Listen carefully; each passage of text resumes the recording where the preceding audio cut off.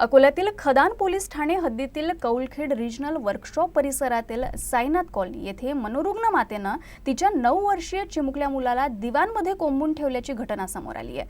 घटनेची माहिती मिळताच खदान पोलिसांनी रेस्क्यू ऑपरेशन राबवून मुलाची सुटका केली।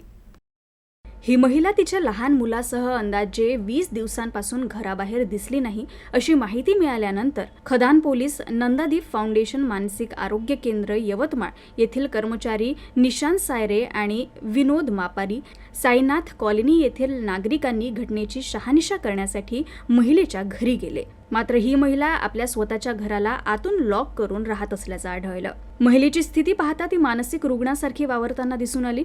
तसंच ही महिला तिच्या राहत्या घरात अत्यंत गलिच्छ आणि दुर्गंधी स्थितीत राहत असल्याचं दिसून आलं। मनोरुग्ण महिला ही कॉलनीतील नागरिकांना शिवेगाळ करणं, अंगावर धावून जाणं, कॉलनीमधील नागरिकांच्या घराच्या गेटला लाथा मारणं, दगड मारणं अशा पद्धतीची भीतीदायक कृत्य करायची। तसंच ही महिला स्वतःकडे नेहमी चाकू बाळगून असते।